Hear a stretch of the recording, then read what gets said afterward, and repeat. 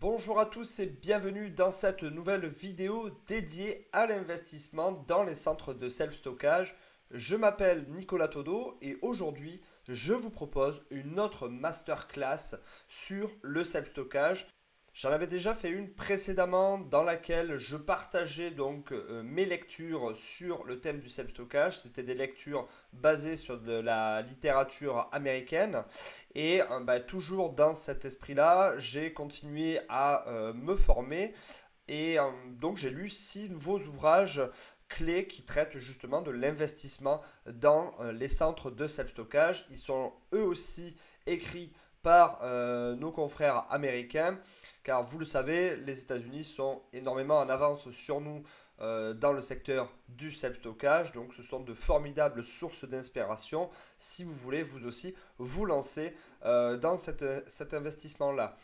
Donc, si vous êtes investisseur immobilier ou simplement curieux d'explorer des options rentables, cette vidéo est faite pour vous. Je vous partagerai dans la description donc les 6 ouvrages que j'ai eu le plaisir de lire et qui traitent donc de l'investissement dans les centres de self-stockage. Donc ces 6 livres constituent pour moi, là encore, une véritable mine d'or d'informations pour tous les investisseurs qui souhaitent soit à développer leur activité dans le self-stockage, soit tout simplement à investir et donc à maximiser donc vos profits, leurs profits dans l'industrie du self-stockage. Donc nous allons décortiquer leurs enseignements, identifier donc des stratégies clés qui ont fonctionné et explorer donc les meilleures pratiques.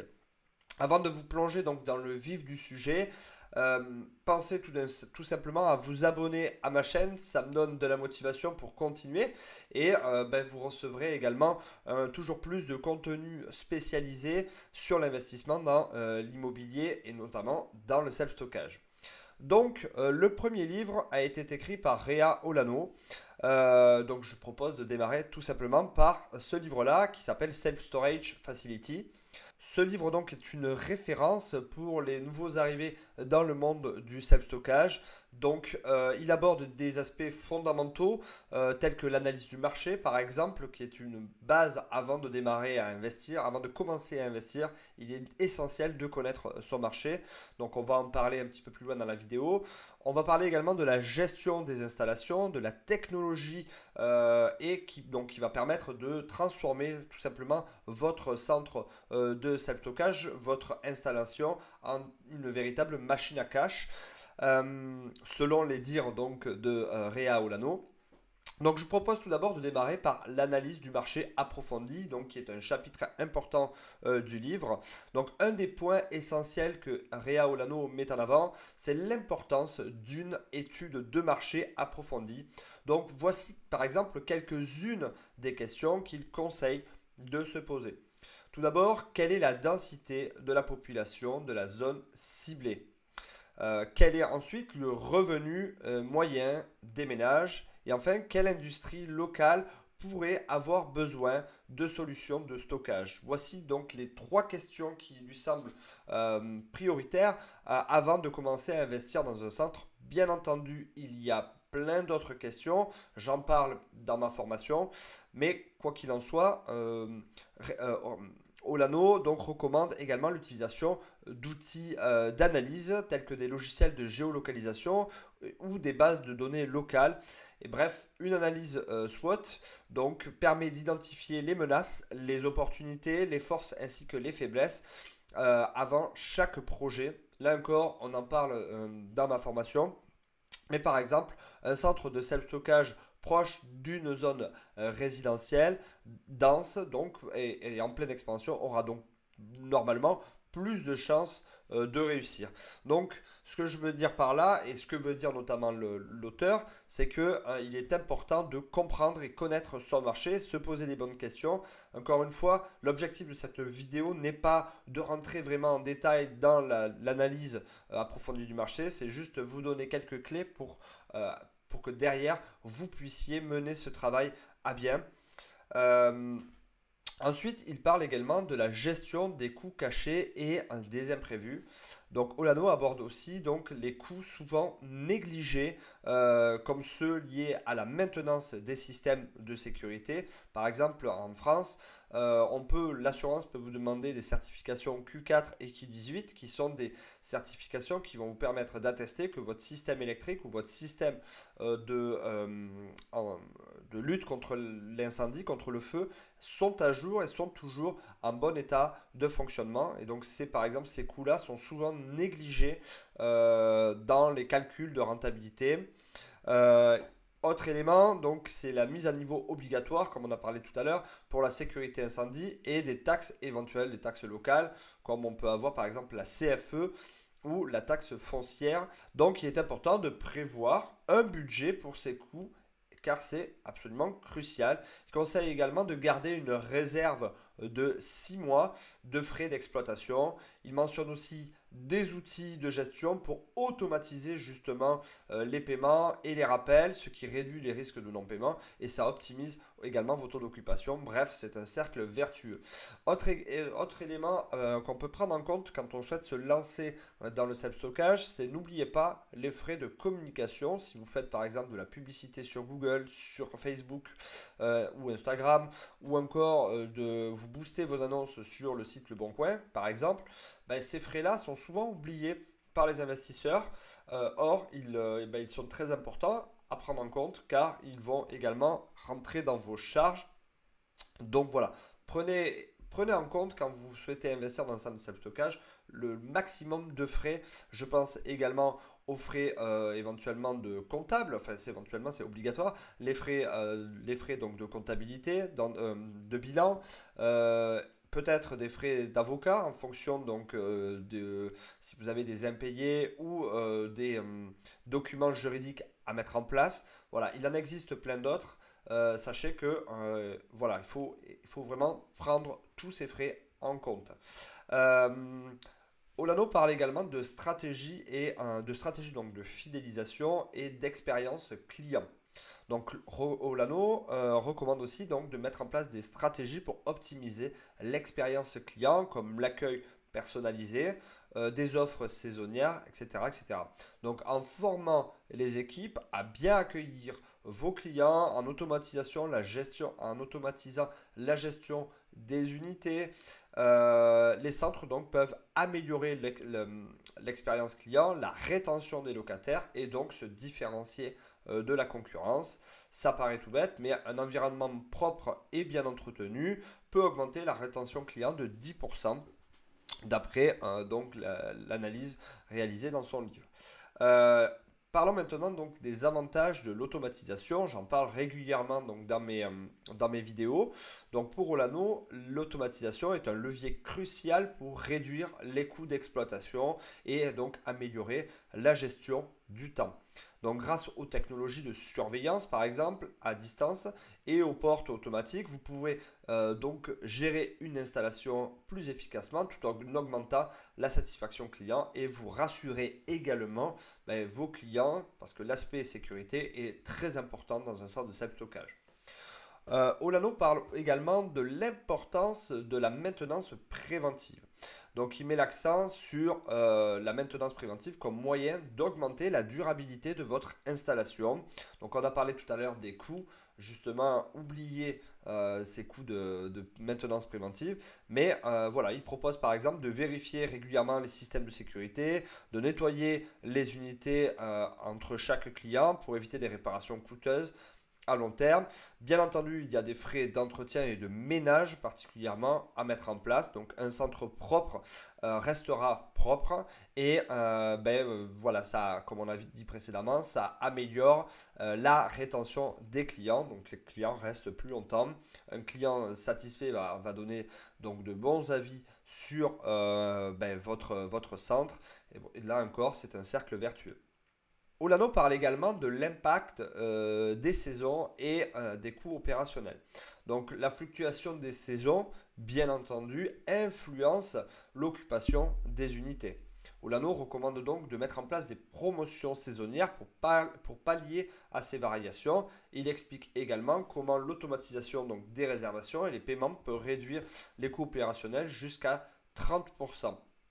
Donc voilà, j'ai passé relativement vite en revue les éléments qui me paraissaient importants à mettre en avant sur ce livre-là. Et bien entendu, il existe plein d'autres.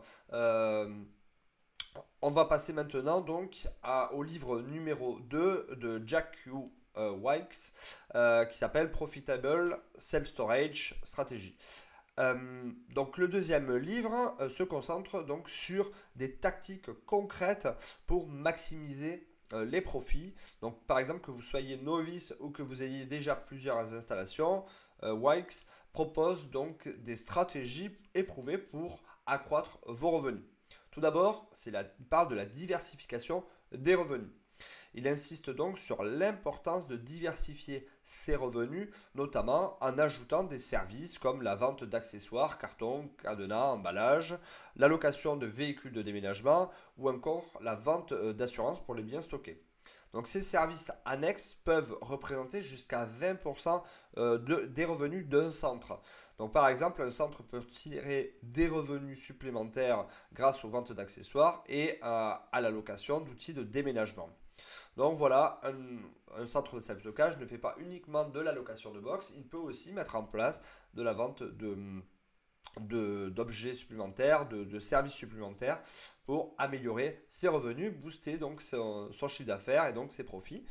Il parle également de la stratégie du pricing dynamique. Donc, il décrit donc cette stratégie comme un atout majeur. En effet, ajuster les prix en fonction de la demande permet d'optimiser le taux de location et les revenus. Par exemple, pendant les périodes à forte demande, il est possible d'augmenter les tarifs de 10 à 20%. C'est d'ailleurs ce que recommandent les logiciels aux États-Unis de pricing dynamique, comme Revenue Management pour le self-storage, et qui permet donc de surveiller les prix de la concurrence et de s'adapter en temps réel. À ma connaissance, il n'en existe pas encore en France, mais voilà, travailler sur une variation des prix peut être hyper intéressant pour venir booster son chiffre d'affaires ou tout simplement réduire l'impact de la saisonnalité dans le self-stockage. Wykes parle aussi de l'expansion et de la diversification des revenus. Donc, il propose donc, comme on a dit tout à l'heure, d'ajouter des services additionnels, mais également des espaces qui vont pouvoir se marier au self-stockage, comme le coworking pour les entrepreneurs. Donc, par exemple, avec un espace de coworking, vous allez pouvoir diversifier vos revenus par l'intermédiaire de la société, créer une certaine fidélisation et même aller chercher des clients supplémentaires car les entreprises vont pouvoir brasser un petit peu de monde et donc du coup vous attirez de nouveaux clients. Ça apporte un revenu récurrent, une certaine forme de stabilité qui n'est pas non plus inintéressante. Il parle également de l'optimisation des coûts énergétiques avec des installations LED, des panneaux solaires qui peuvent réduire donc les coûts jusqu'à moins 50%. Et donc, il donne un exemple, il partage donc un exemple concret d'une installation à Dallas qui a augmenté ses revenus de 20% en ajoutant des unités pour la collection de vin et des services de coworking.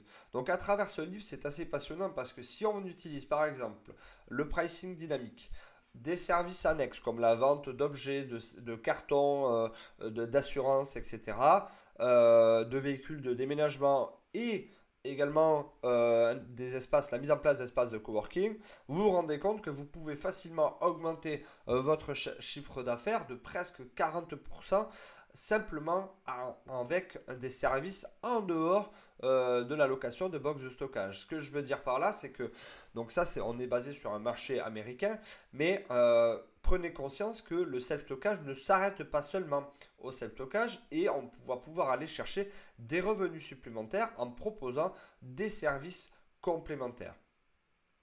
Je vous propose maintenant de passer au livre numéro 3, donc Self-Storage Success de Miley F. Maxwell, donc qui se concentre sur les stratégies de marketing digital et de fidélisation pour maximiser le taux d'occupation et la rentabilité. Donc le marketing, parlons tout d'abord du marketing digital et de la génération de leads. Donc Maxwell met l'accent sur l'utilisation du marketing digital pour attirer de nouveaux clients. Aujourd'hui, donc 70% des clients trouvent une solution de self-stockage en ligne. Ça paraît inconcevable de ne pas avoir un site vitrine pour son centre. Donc ce qui rend cette présence donc absolument incontournable. Donc elle recommande de mettre en place des stratégies SEO, donc de référencement naturel, des stratégies SEA, de référencement payant, telles que Google Ads, et une gestion optimisée des leads pour convertir les visites en réservation. Donc si on devait adapter cela par rapport au centre de self-stockage en France, il me paraît important de mettre en place, en fonction de votre centre, un partenariat, une collaboration avec une agence de communication ou un prestataire dédié au référencement payant, au référencement naturel pour aller chercher justement cette clientèle qui vous trouve en majeure partie par l'intermédiaire du digital. Elle parle également de la rétention client et des programmes de fidélité.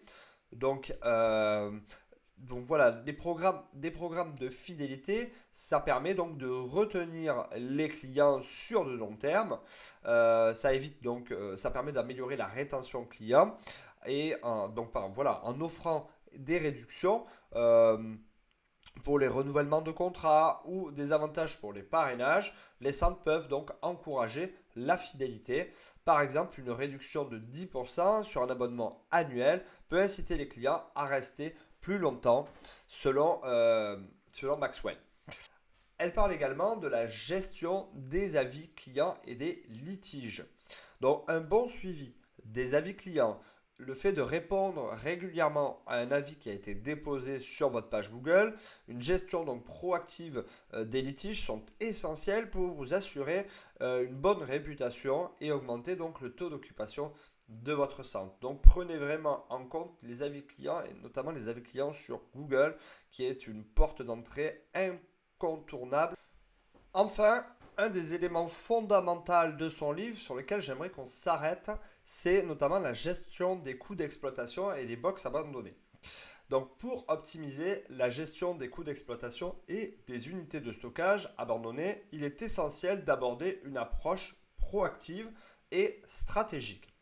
Voici donc un développement sur les recommandations de Maxwell concernant l'optimisation des coûts à travers la surveillance à distance et la gestion des box abandonnées.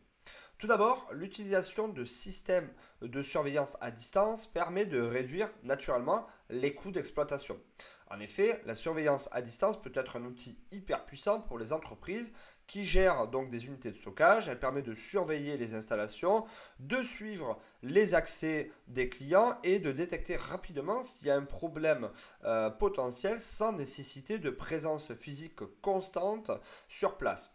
Donc, cela permet donc de réduire naturellement les coûts de main-d'œuvre en utilisant par exemple des caméras de sécurité et des capteurs connectés. Il est tout à fait possible de savoir qui est rentré dans les box, si quelqu'un est présent ou non présent et qui est sorti ou pas sorti tout simplement.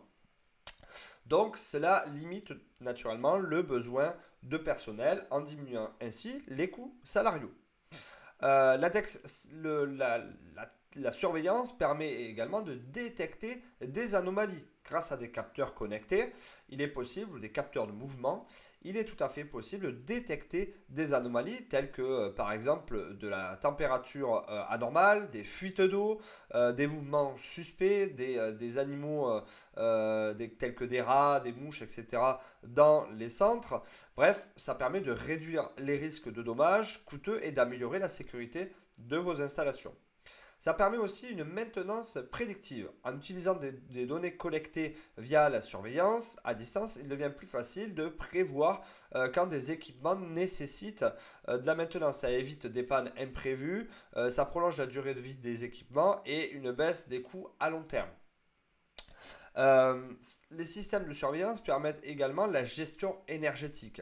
En effet, donc, avoir des systèmes, par exemple d'éclairage à déclenchement en mouvement, ben, ça vous évite d'avoir de la lumière allumée H24 et donc ça vous permet de réguler par exemple votre ventilation, vos climatisations en fonction de l'occupation des unités.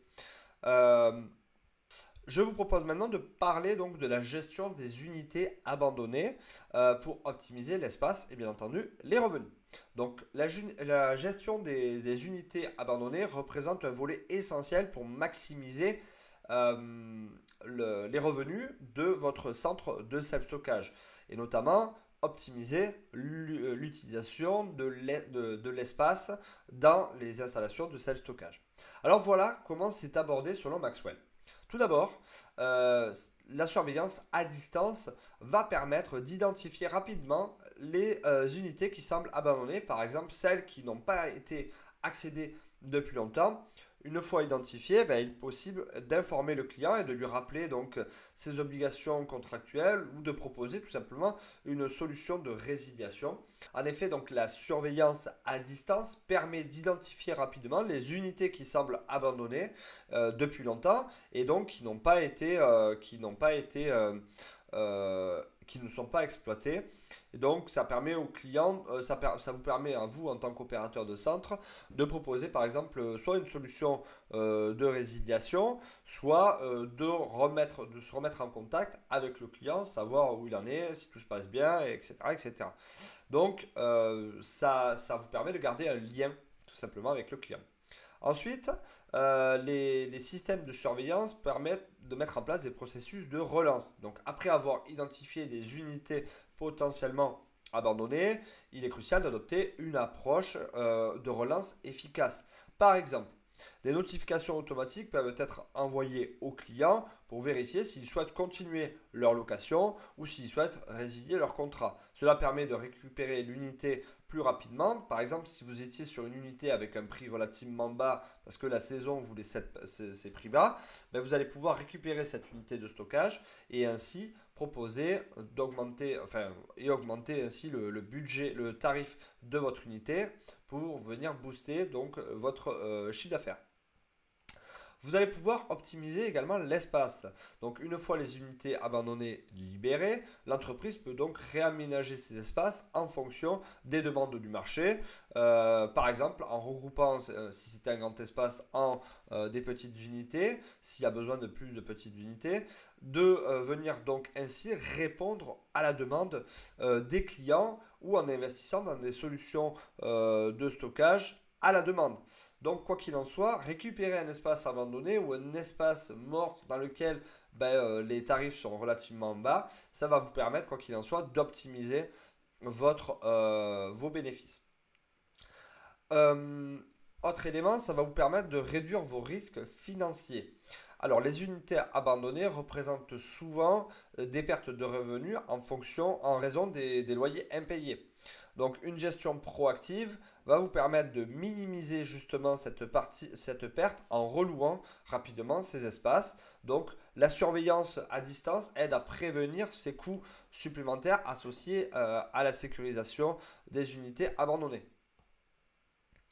En conclusion, donc l'intégration de systèmes de surveillance à distance et une approche rigoureuse pour la gestion des unités abandonnées va vous permettre non seulement de réduire vos risques, de garder un œil justement sur vos installations, de voir celles qui sont régulièrement utilisées et celles qui ne le sont pas depuis longtemps, pouvoir venir optimiser les tarifs de vos unités. Si les unités ont été louées il y a quelques années avec des tarifs bas, vous allez pouvoir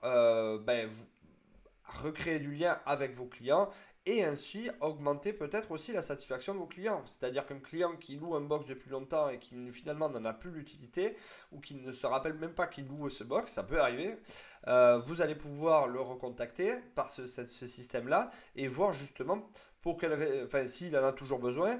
Et si c'est le cas, super. Si c'est pas le cas, vous allez pouvoir lui proposer de quitter le box et vous derrière pouvoir le relouer à un prix plus élevé. Donc passons au quatrième livre écrit par Timothy Messier. Timothy Messier propose donc une feuille de route pour créer un portefeuille de self-stockage rentable avec un accent tout particulier sur le financement et la croissance des installations.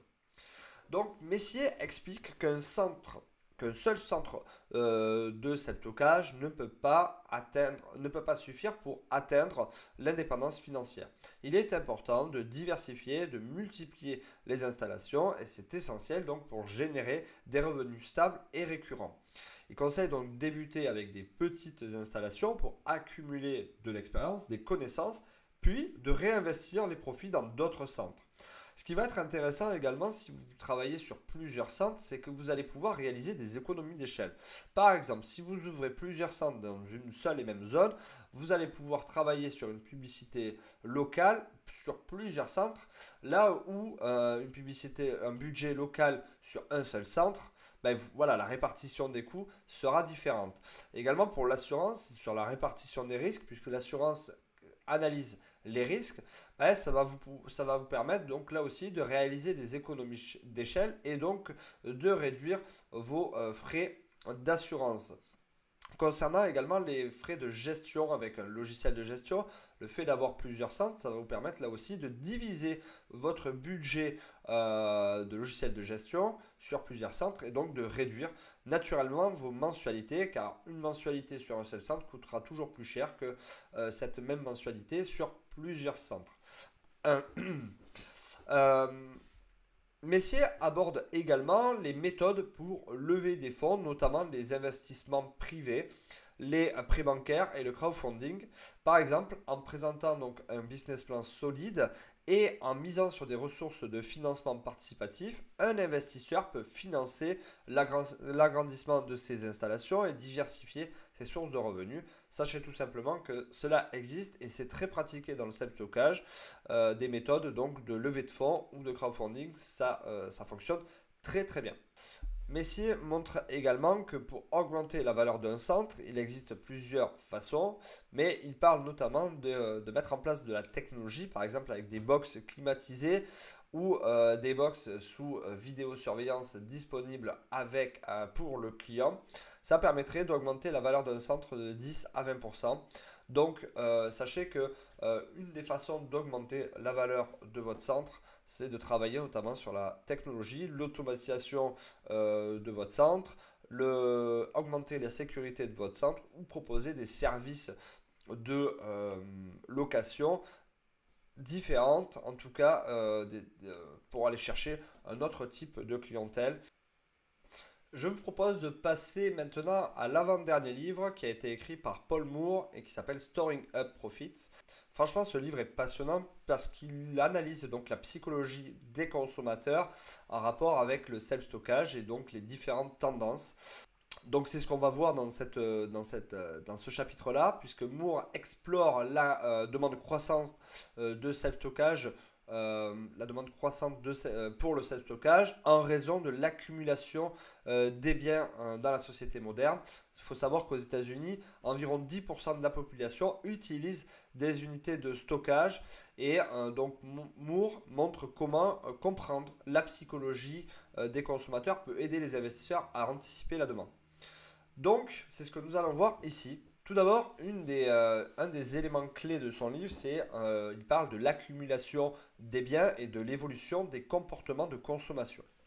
Dans la société moderne, les gens accumulent de plus en plus de biens matériels. Cette tendance est alimentée par plusieurs facteurs psychologiques et sociaux, notamment tout simplement l'attachement émotionnel aux objets. Beaucoup de personnes donc développent un attachement émotionnel à leurs biens, qu'il s'agisse de souvenirs, d'objets hérités ou d'achats impulsifs. Donc ce phénomène les amène naturellement à garder des objets qui occupent de l'espace chez eux et malheureusement et qui donc génère aussi un besoin de stockage externe. Il parle également de satisfaction immédiate et de consommation accrue. Donc Avec l'arrivée d'Internet et des sites e-commerce, la facilité d'accès aux achats s'est fait sentir et la culture de la consommation instantanée pousse de nombreuses personnes à acheter plus que ce dont elles ont besoin. Cependant, même lorsque les biens ne sont pas utilisés, les gens hésitent à les jeter et les unités de stockage leur offrent donc une solution pour conserver ces articles. Ensuite, il parle de style de vie en transition. Les gens déménagent plus fréquemment en raison des changements dans leur carrière, de la facilité de trouver des logements plus facilement par l'intermédiaire de plateformes et par la recherche de nouvelles opportunités ou la quête de flexibilité. Bref, cette tendance de transition facilitée contribue à la demande de solutions de stockage temporaire ou à long terme, permettant donc aux individus de conserver là aussi encore leurs biens sans les transporter constamment. Autre élément dont Paul Moore parle, c'est la démographie et la hausse de la demande de self-stockage. Comme je disais tout à l'heure, 10% des Américains utilisent des unités de stockage, ce qui témoigne donc de la popularité de cette activité-là aux États-Unis. Donc en comprenant la démographie des utilisateurs et de self-stockage, les investisseurs vont pouvoir donc mieux prévoir la demande future. Donc parlons tout d'abord de la tendance démographique. Les jeunes adultes qui commencent donc leur carrière et les baby boomers en transition vers des espaces de vie plus petits sont des groupes clés des centres de self-stockage. Les jeunes adultes stockent souvent des meubles ou des biens dont ils n'ont pas temporairement besoin, tandis que les baby boomers, eux, ils placent des objets accumulés au fil des années pour désencombrer leur domicile. Donc, deux cibles, deux façons de consommer le self-stockage différentes. Il parle également des modes de vie urbains. Dans les zones urbaines où l'espace est relativement réduit et limité, et en plus de ça, les coûts de logement sont élevés, le self-stockage devient une solution pratique. Les citadins, donc ayant moins de place chez eux, sont plus enclins à louer des espaces de stockage pour entreposer les biens qu'ils ne peuvent pas stocker dans leurs appartements ou dans leur maison. Il est donc important de comprendre la psychologie des consommateurs pour anticiper la demande. Donc, Moore suggère que les investisseurs peuvent exploiter la psychologie des consommateurs pour identifier les tendances de consommation et anticiper les besoins de stockage. Donc, il parle notamment de l'importance de l'image de soi et du statut social. Les consommateurs souhaitent souvent préserver des biens qui reflètent leur identité, leur histoire et leur statut social. Les unités de stockage offrent donc un espace où les gens peuvent conserver ces objets tout en continuant à vivre dans des espaces plus fonctionnels et désencombrés. Il parle également du sens de la sécurité et le contrôle. Beaucoup de gens utilisent le self-stockage pour se sentir en sécurité en sachant que leurs biens sont conservés dans un environnement sûr et surtout accessible quand ils le souhaitent. Ça reflète aussi donc un besoin psychologique de contrôle, car ils préfèrent savoir que leurs objets sont stockés chez eux à portée d'eux-mêmes plutôt que soit de s'en séparer définitivement, soit de prendre le risque d'être cambriolés et donc de perdre ces objets même s'ils n'en ont pas besoin. Ils préféreront utiliser un espace de stockage sûr et sécuritaire. Donc quelles sont les opportunités pour les investisseurs ? En comprenant donc les motivations sous-jacentes des consommateurs de self-stockage, les investisseurs peuvent mieux cibler leurs offres et donc obtenir des stratégies de marketing plus efficaces. Tout d'abord, la segmentation des clients. Les investisseurs vont pouvoir proposer des solutions adaptées à un certain type de clients en fonction donc de leurs besoins spécifiques, comme des offres temporaires pour les jeunes adultes en déménagement ou des unités plus grandes pour les familles accumulant des souvenirs. On va pouvoir aussi proposer des services complémentaires en intégrant par exemple des solutions d'emballage, des offres de location à court terme. Les investisseurs peuvent proposer donc plusieurs offres pour venir répondre ou tout simplement aux attentes et renforcer la fidélité de leurs consommateurs. En conclusion, donc Moore démontre que la psychologie des consommateurs est cruciale pour comprendre le secteur du self-stockage. Bien entendu, il existe plein de cibles dans le secteur du self-stockage avec chacune d'entre elles des besoins spécifiques. Comprendre donc ces cibles-là, comprendre leur motivation psychologique vont vous permettre non seulement de mieux répondre à leurs demandes et à leurs besoins actuels, mais aussi anticiper les tendances futures et la demande à venir dans le secteur du self-stockage.